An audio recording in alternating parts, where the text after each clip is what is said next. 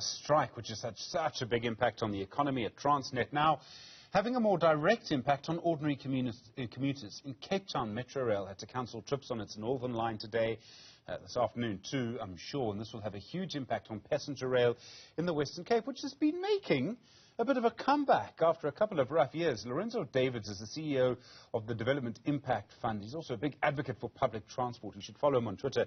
You'll see the conversations he has. Lorenzo, good afternoon to you. I mean, to cancel all of these trips today, it must be having a huge impact on people. Suddenly there's no other way to get to work, and it all happens very quickly. Yeah, Stephen, good afternoon. And it is rather sad and quite frankly devastating if people, at the last minute must make alternative arrangements to get home. The knock-on effect all through, people getting home late, people not seeing their families, people sleeping in town or at their places of work. That's the knock-on effect we're dealing with. So these sort of sudden, unannounced changes to scheduling and cancellation of trains does not bode well for a good relationship with the passenger rail agency and its commuters. It's also, commuting is also a habit. If you get into the habit of using a train, if you know that a train is safe and you can send your child with their elder cousin and that your child will still come home, then that child is going to use public transport maybe for the rest of their life. But if you can't do that because of disruption today, well then you have another problem.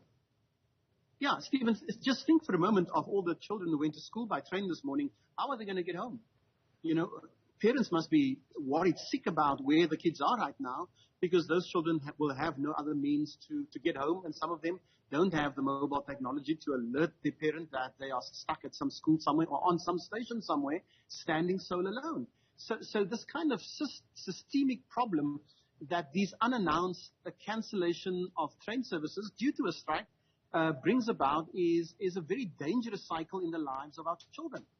Do you think that, I don't know how you would change it, but do you think people should be allowed to disrupt public transport like this? Do we need to treat public transport as maybe more of an essential service than we currently do? I can hear debates against that proposal, but I kind of wonder, it's so important to people, that maybe we should look at that.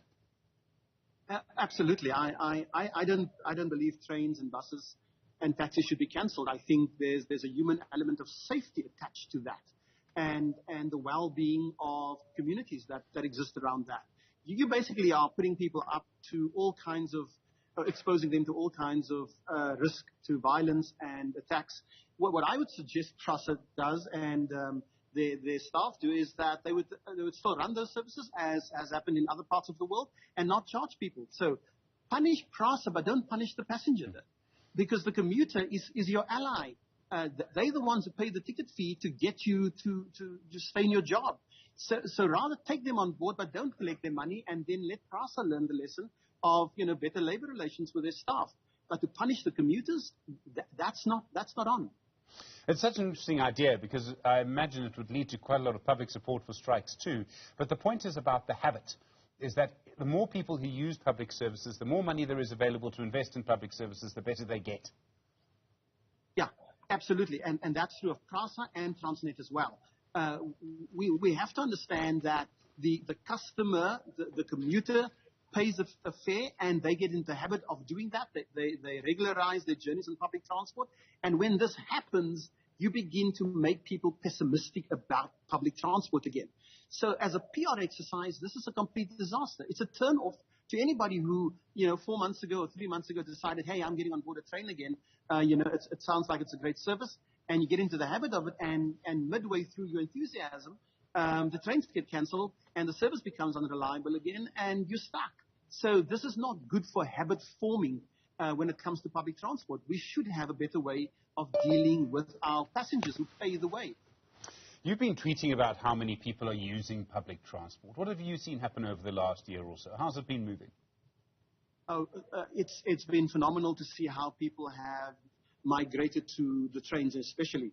I am amazed. I have people who talk to me on the train about how pleased they are to be back, how much cheaper it is than any other form of transport. I have people who tell me how scared they are still about being victims of crime or being late or sitting on trains that are cancelled and they'll have to pay another fare with a taxi to get somewhere else, which is, double taxation for them. So there is definitely an embracing of the new process service but people are still extremely skeptical. They kind of live with this apocalyptic sense that it's going to end at any time again. This good news story is going to fizzle out, and they'll be back to somewhere in 2008 when it's a terrible service, where it was a terrible service. So I think PRASA must understand, Stephen, that they are winning over commuters currently.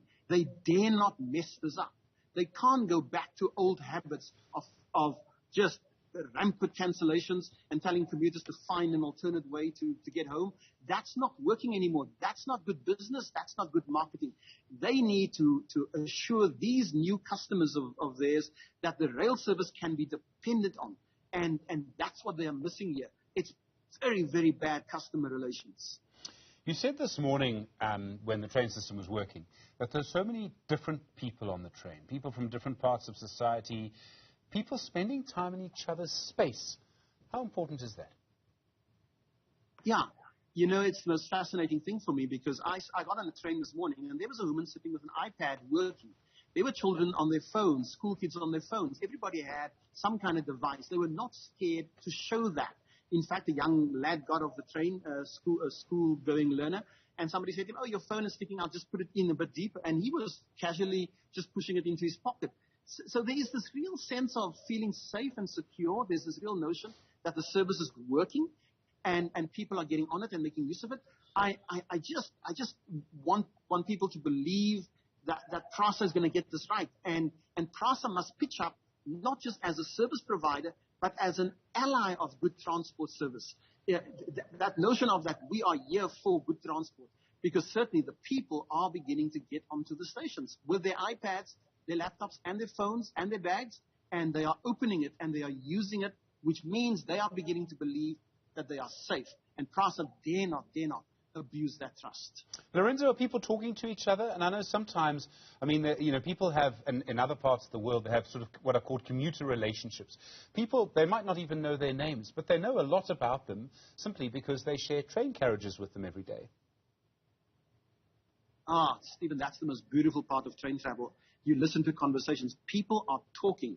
People sit next to me and they ask me, where am I going? I sit next to them and ask them how long they've been using trains. And nobody pushes you aside or gives you, kind of don't talk to me mood.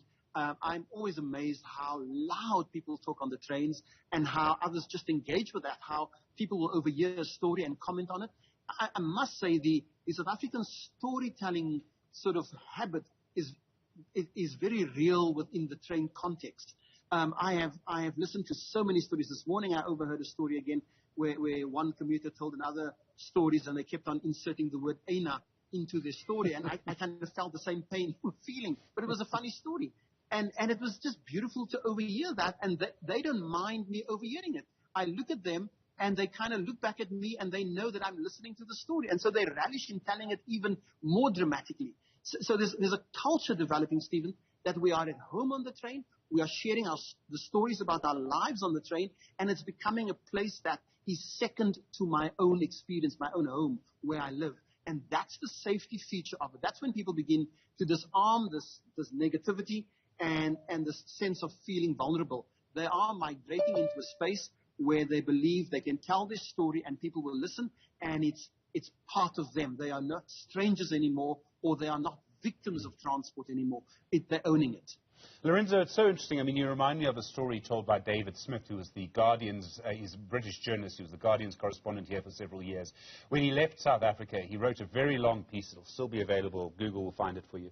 And he says his final memory of South Africa will be very early when he just arrived. He went on a Metrorail train in Gauteng, when the systems there still worked.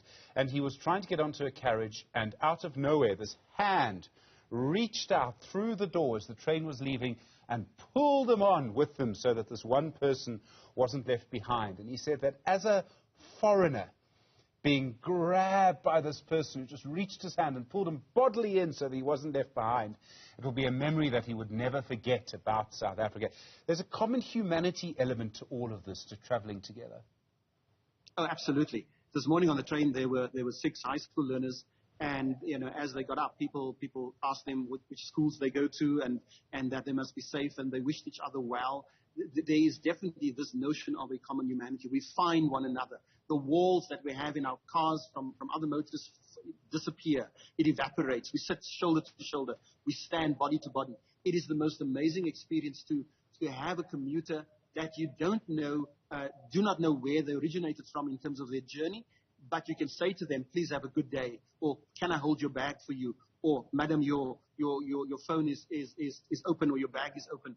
And people protect each other. They tell the stories. They keep the doors open for each other. They tell the stories of what it's like to be human in South Africa. And others laugh at it. Once, Stephen, I was on a train where we sang just sort of randomly a birthday song to a commuter.